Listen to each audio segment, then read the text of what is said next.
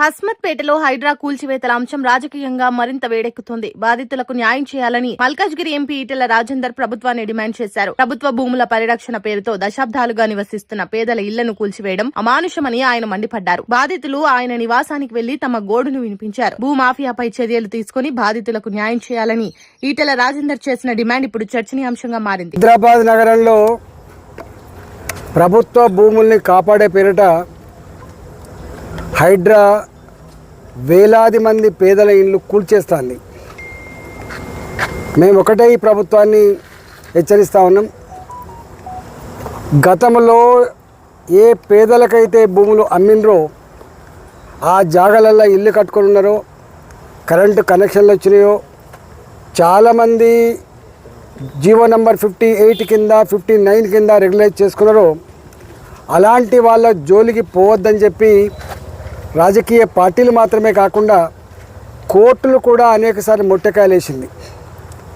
హైడ్రా కమిషన్నే నేరుగా మీరు ఎందుకు కూలుస్తున్నారు, మీకు ఎవడు పర్మిషన్ ఇచ్చిండు, మిమ్మల్ని జైల్లో పెట్టాల్సి వస్తుంది, కోర్టు బోన్లో నిలబెట్టాల్సి వస్తుంది అని చెప్పి వాళ్ళు ఎన్ని హెచ్చరికలు చేసినప్పటికి కూడా ఇలా రంగనాథ్ పెడిచెవిన పెట్టి పేదల ఇల్లు మాత్రం ఏదైతే కూల్స్తున్నారు. ఇక్కడ హస్మత్పేట విలేజ్, బాల్నగర్ మండలం హస్మత్పేట విలేజ్, నిజమే అక్కడ ఆర్కియాలజీ డిపార్ట్మెంట్ సంబంధించిన 28 ఎకరాల 28 గుంటలు 28 ఎకరాల 28 గుంటల భూమి గెజిట్ నోటిఫికేషన్ గెజిట్ ప్రకటించారు. ఆనాడు రెవెన్యూ అధికారులు, ఆనాడు ప్రభుత్వ పెద్దల అండతో బ్రోకర్లు రెచ్చిపోయి ఆడ 60 గజాలు 70 గజాలు 80 గజాలు ప్లాటు చేసిండ్రు. రేవంత్ రెడ్డి సర్కార్ వచ్చిన తర్వాత కూడా ఆ దందా యథేచ్ఛగా కొనసాగింది. అక్కడ 60 గజాల భూమి కొనుక్కుంటోళ్ళు ఒక ఎమ్మెల్యే కొనుక్కోడు, 60 గజాల జాగా కొనుక్కుంటోళ్ళు ఒక ఆఫీసర్ కొనుక్కోడు. బోయినపల్లి కూరగాయల మార్కెట్లో పనిచేసినటువంటి హమాలీలు, అక్కడ పనిచేసినటువంటి చిన్న చిన్న కూలీలు తన రక్తాన్ని చెమటగా మార్చి మొత్తం భార్య తాను కష్టపడితే ఒక 10 లక్షలు 15 లక్షలు 20 లక్షలు జమ అయితే సొంత ఇంటి కళ నెరవేర్చాలని ఈ హైదరాబాద్లో 10,000 15,000 రూపాయలు నెలకు ఇల్లు కిరాయి కట్టలేమని చెప్పి కొనుక్కున్న వాళ్ళంతా కూడా పేదవాళ్ళే. నేను ఒకటే డిమాండ్ చేస్తున్నా, ఇవాళ మీరు కూల్చేసినటువంటి ఇండ్లు బ్రోకర్ల చేతిలో ఉంటే, భూ కబ్జాదారుల చేతిలో ఉంటే, పెద్ద పెద్ద నాయకుల చేతిలో ఉంటే 100% గుంజుకోండి. కానీ ఇవాళ కొంతమంది రిజిస్ట్రేషన్ చేసుకున్నారు, కొంతమంది నోటరీ చేసుకున్నారు, కొంతమంది స్టాంప్ పేపర్ల మీద సేల్ డీడ్ రాసుకున్నారు. అలాంటి వాళ్ళు ఎవరైతే ఉన్నారో ఆ పేదల జోలికి పోవద్దని చెప్పి నేను ప్రభుత్వాన్ని హెచ్చరిస్తూ ఉన్నా. మీరు ప్రభుత్వ స్థలాలను కాపాడండి, మేము దానికి వ్యతిరేకం కాదు. కానీ ప్రభుత్వ స్థలాల పేరిట ఇవాళ అక్కడ హస్మత్పేటలో కట్టుకున్నటువంటి ఇల్లు ఇవాళ నోటీస్ ఇచ్చింది. వాళ్ళు కరెంటు కట్ చేసిండ్రు, వాళ్ళ ఇళ్లకు నల్ల నీళ్ళు బంద్ చేసిండ్రు. వాళ్ళు కట్టుకున్న ఇళ్లకు నువ్వు నల్ల నీళ్ళు బంద్ చేస్తే, నువ్వు కరెంటు బంద్ చేస్తే, ఇప్పుడు నోటిఫికేషన్ ఇస్తే ఇవాళ ఎవరి ఉసురు పోసుకోవడానికి ఇచ్చినావు, నువ్వు ఎవరిని నువ్వు ఇబ్బంది పెట్టడానికి ఇచ్చినావో ఇవాళ ప్రభుత్వం ఆలోచించుకోవాలని చెప్పి నేను మనవి చేస్తా ఉన్నాను. ఇవాళ ఈ పార్లమెంట్లో నేను ఎంపీ గెలిచిన తర్వాత ఒక్కనాడు కూడా ప్రశాంతమైన వాతావరణం లేదు ఇక్కడ. ఇలా హైడ్రాపేట రోజుకోకాడ నిజంగా ఇవాళ ప్రభుత్వ భూములు కాపాడబడుతున్నాయంటే ఎక్కడ కాపాడబడతలేవు.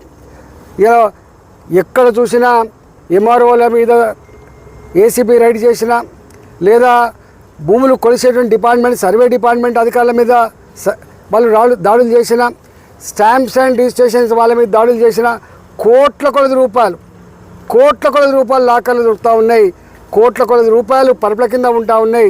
ఇవాళ సామాన్య ప్రజానీకానికి కన్న తల్లికి అన్నం పెట్టలేని దుస్తుల్లో ఉంటే, కన్న బిడ్డలకు మంచి చదివించలేని దుస్తుల్లో ఉంటే, మామూలు లక్షల మంది ఉద్యోగులు 15,000 రూపాయలకు 12,000 రూపాయలకు అవుట్సోర్సింగ్లో పనిచేసి గడుపుకుంటూ ఉంటే, కానీ ఈ డిపార్ట్మెంట్లో పనిచేసే వాళ్ళు అందరూ కాకపోవచ్చు, కానీ కొందరు మాత్రం 100 కోట్లకు ఎదిగినటువంటి చరిత్ర చూస్తే సిగ్గుతో తలదించుకోవాలి. మేడం నేను ఒకటే అంటా ఉన్నా, ముఖ్యమంత్రి గవర్నమెంట్ ఉంటూనే ఉంటుంది.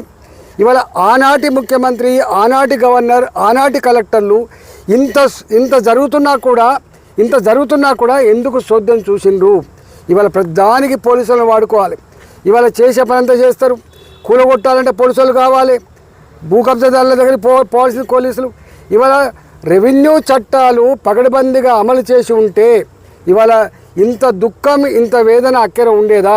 ఇవాళ నాలాంటి నేను ఎంపీని నేను ఇక్కడ అస్మత్పేటలో కూలగొట్టే ఇండ్లను ఆపాలని చెప్పి నేను పోయే ప్రయత్నం చేస్తే ఇక్కడ 2 పోలీస్ స్టేషన్ల వాళ్ళు 10 సంఖ్యలో వచ్చి నా గేట్ల దగ్గర పోలీసు వెహికల్ పెట్టి నువ్వు పోవడానికి వెళ్ళేదని చెప్పి నేను ఏ ప్రజల పక్షానైతే ఉన్నానో, ఏ ప్రజలకు అన్యాయం జరుగుతుంది నేను ఆపానో ఇవాళ ఆపే ప్రయత్నం కూడా లేకుండా ఆనాటి ప్రభుత్వం ఇదే పోలీసులతో ఇట్లాంటి పని చేసింది. ఇవాల్టి ప్రభుత్వం కూడా గట్టే పని చేస్తుంది. ఆనాటి ప్రభుత్వం కూడా మట్ల కలిసిపోయింది. ఇవాల్టి ప్రభుత్వం కూడా ఇదే పద్ధతి చేస్తే మట్ల కలిసిపోద్దని చెప్పి హెచ్చరిస్తూ ఉన్నాం. ఇవాళ మేము చూస్తూ ఉన్నాం, ఎంఆర్ఓ ఒకనాడు నాలాంటి ఎంపీని ఫోన్ చేస్తే ఏదైనా సమస్య ఉంటే పరిష్కరించేది పాపం. ఎంఆర్ఓ గారు, ఆర్డీఓ గారు, కలెక్టర్ గారు. కానీ వాళ్ళ ఎంఆర్ఓ కావచ్చు, ఆర్డీఓ కావచ్చు, కలెక్టర్ కావచ్చు, మాలాంటి వాళ్ళం ఫోన్ చేస్తే మంచి సార్ అంటున్నారు.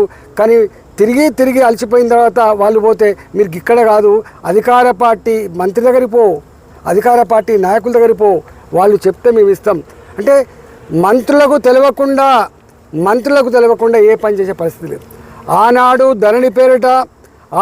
ప్రభుత్వం ధరణి పేరిట 13 కాలాలు ఎత్తేసి ఇవాళ పేదల భూములు తనకు చెందకుండా ఎట్లయితే చేసిందో ఇవాళ పెద్ద విలువైన భూములు పేదల దగ్గర ఉంటే ఈ భూమి మాది అవుతుందా కాదా అని చెప్పి ఇలా చూసే పరిస్థితి వచ్చింది. ఒకప్పుడు డాక్యుమెంట్ ఉండేది, రిటర్న్ డాక్యుమెంట్ ఉండేది. ఇవాళ కంప్యూటర్లో టక్కన పైనుంచి ఫోన్ వస్తుంది, సీసీఎల్ దగ్గర నుంచి ఫోన్ వస్తుంది, చీఫ్ సెక్రటరీ దగ్గర ఫోన్ వస్తుంది, కలెక్టర్ల లాగిన్లలో తీసేస్తున్నారు.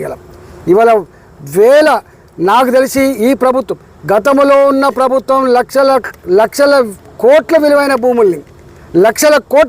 భూములు చేతులు మారినాయని చెప్పి అయితే ప్రజలు ఆక్రోశించిండ్రో ఇవాల్టి ప్రభుత్వంలో కూడా వేల కోట్ల రూపాయలు భూముల్ని అలా కబ్జా పెట్టే పరిస్థితి. సామాన్యుడు ఇల్లు కొనుక్కోవాలంటే దర్చే పరిస్థితి వచ్చింది. సామాన్యుడి దగ్గర భూమి ఉంచుకోవాలంటే కూడా దర్చే పరిస్థితి వచ్చింది. ఒక్క మాటలో చెప్పాలంటే నిత్యం ఆందోళనతో భయంతో బతికే పరిస్థితి వచ్చింది. నేను ఒకటే హెచ్చరిస్తా ఉన్నా, అంటే రెవెన్యూ మంత్రి ఆఫీసు నుంచి, ముఖ్యమంత్రి గారి ఆఫీసు నుంచి, అధికార పార్టీ ఎమ్మెల్యే నుంచెల్లో లేకపోతే నాయకుల నుంచెల్లో వస్తేనే పైరలు చేసే పరిస్థితి వస్తే ఇది నీ ప్రభుత్వం కాలగర్భంలో కలుస్తుందని చెప్పి హెచ్చరిస్తూ ఉన్నా. మీరు సామాన్య ప్రజలతో గోక్కున్నాడు ఎవడు ముందర పడు. ఇది అంతా కూడా సామాన్య ప్రజలు. మీరు ఎక్కడ కూడా మీకు నిజంగా దమ్ముంటే ఆనాడు ఏ కలెక్టర్ అయితే పర్మిషన్ ఇచ్చిండో, ఆనాడు ఏ సబ్ రిజిస్టర్ అయితే రిజిస్ట్రేషన్ చేసిండో, ఆనాడు ఏ ల్యాండ్ గ్రాబరో, ల్యాండ్ బ్రోకరో లేకపోతే రియల్టర్ ఎవరుతుండో వాళ్ళు ఎవరు అమ్మిందో వాళ్ళను పనిష్మెంట్ చేయండి తప్ప కొనుక్కొని ఉంటున్న వాళ్ళని మాత్రం పనిష్మెంట్ చేయదు. నేను డిమాండ్ చేస్తా ఉన్నా, అస్మత్పేట ఇవాళ మీరు 28 ఎకరాల 28 గుంటల భూమి అయితే ఉందో మీ ఆర్కియాలజీ డిపార్ట్మెంటా నీ గవర్నమెంట్దా సంబంధం లేదు. కానీ మీరు ఎవరైతే కట్టుకొని ఉన్నారో వాళ్ళంతా కూడా పేదవాళ్ళు కాబట్టి నీ డబుల్ బెడ్రూములు కూడా పొందడానికి అర్హులు కాబట్టి నువ్వు భూమి ఇచ్చి ఇల్లు కట్టించే బదులుగా ఆ ఉన్న వాళ్ళని రెగ్యులైజ్ చేసే ప్రయత్నం చేయండి. నెంబర్ 1 వాళ్ళు కొనుక్కున్న భూములు కాబట్టి. రెండవది ఏంటంటే వాళ్ళకి ఎవరైతే పేదవాళ్ళు కొనుక్కున్నారో నీకు ఒకవేళ దమ్ముంటే ఏ ల్యాండ్ గ్రాబర్ వాళ్ళ దగ్గర నుంచి వెళ్ళి మేము కంప్లైంట్ ఇప్పిస్తాం. రేపు తప్పకుండా కంప్లైంట్ ఇప్పిస్తాం. ఎవరు ఏ బ్రోకర్ దగ్గర కొన్నాడు, ఎంత డబ్బు వాళ్ళ చేతికి ముట్టింది తప్పకుండా రాసిస్తాం. ఆ డబ్బులు మాకు వడ్డీతో సహా కట్టివని చెప్పి డిమాండ్ చేస్తూ ఉన్నా. లేకపోతే తప్పకుండా మీరు కాన్సిక్వెన్సెస్ ఫేస్ చేయాల్సి ఉంటుందని చెప్పి ప్రభుత్వాన్ని హెచ్చరిస్తూ ఉన్నా.